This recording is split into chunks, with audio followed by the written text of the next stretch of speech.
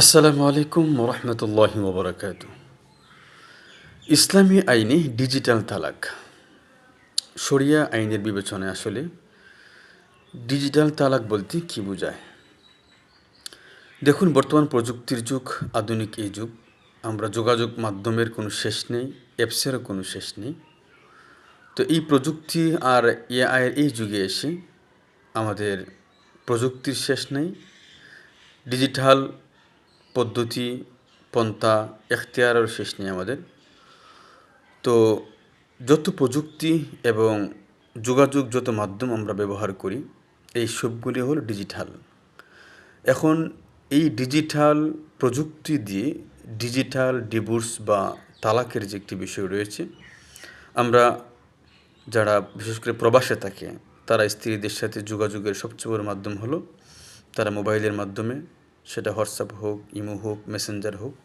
তো এই ডিজিটাল এই প্রযুক্তি ব্যবহার করে যারা যোগাযোগ করছেন এবং তাদের সাথে কথা বলছেন, আমাদের কাছে বহু ধরনের মেসেজ আসে এবং স্ক্রিনশট আসে, যেগুলা স্বামী স্ত্রী কথা হয়েছে, ঝগড়াঝাটি হয়েছে, স্ত্রী কী লিখেছে, স্বামী কী লিখেছে, এমন বহুমুখী স্ক্রিনশট আমাদের কাছে আসে, যেগুলা আমাদের ডিজিটাল অ্যাপস প্রযুক্তি ব্যবহারের মাধ্যমে তারা কথাবার্তা বলে এবং সেগুলো দিয়ে তো সন্দেহ তৈরি হয় যে এর দ্বারা কোনো তালাক হলো কি না।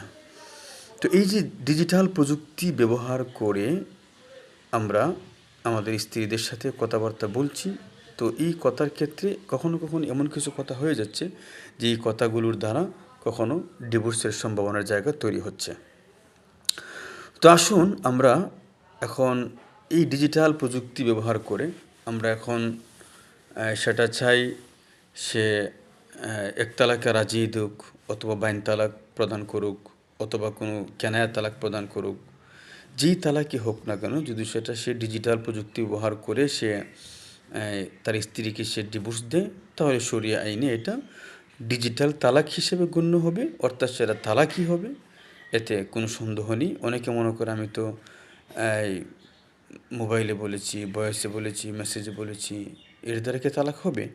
এমন সন্দেহের জায়গাটুকু কারো কারো থাকে।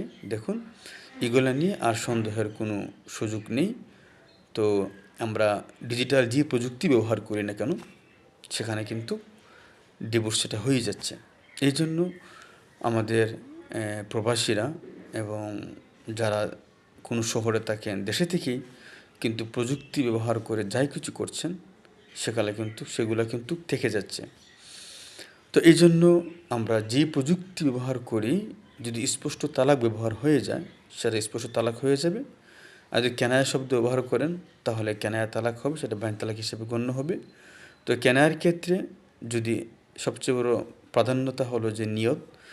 আর কখনো কখনো আপনারা মেসেজিং করছেন, পরস্পর মেসেজ হচ্ছে, সেখানে যদি এমন কোনো পরিস্থিতি, এমন কোনো তালাকের কোনো আলোচনা, সংসার ছাড়াছাড়ির আলোচনা, সংসার সামনে কন্টিনিউ না করার আলোচনার ভিতরে যদি এমন কোনো কেনায়া ইঙ্গিতবহ কোনো তালাকের শব্দ ব্যবহার হয়, তাহলে কিন্তু শরিয়া আইনে সেটাও তালাক হিসেবে গণ্য। তখন কিন্তু নিয়ত ছাড়াই সেটা তালাক হয়ে যায়। এই একটা বিষয় আছে। এই জন্য আমরা যারাই কাজ করছি এবং মোবাইলে যোগাযোগ করছি, আমরা সতর্ক থাকব এবং আমাদের এই চ্যানেলে নতুন নতুন আধুনিক মাসআলাগুলো পেতে আমাদের সাথে যুক্ত থাকুন। আমরা দলিল প্রমাণ সহ প্রতিটা মাসআলা, আপনারা যে প্রশ্নগুলো আমাদেরকে করেন, আমরা দলিল ভিত্তিক, দলিল প্রমাণ, কোরআন সুন্নাহর আলোকে দলিল প্রমাণ দিয়ে লিখিতভাবে আমরা প্রতিটা প্রশ্নের সমাধান করে থাকি। ইনশাআল্লাহ আমাদের সাথে থাকবেন। যে কোনো প্রশ্ন আপনি করতে পারেন, সেটা ডিভোর্স, তালাক, ম্যারেজ, নিকাহ অথবা আধুনিক বিজনেস, ব্যাংকিং, যে কোনো বিষয় হতে পারে, আপনি প্রশ্ন করতে পারেন। আমরা সেই প্রশ্নগুলো শরিয়া আলোকে ইনশাআল্লাহ কোরআন সুন্নাহর রেফারেন্স দিয়ে আমরা প্রদান করব। আমরা সে অঙ্গীকারাবদ্ধ। আল্লাহ তাআলা আমাদেরকে কোরআন সুন্নাহ মোতাবেক জিন্দেগি যাপন করার তৌফিক দান করুন। আসসালামু আলাইকুম ওয়া রাহমাতুল্লাহ।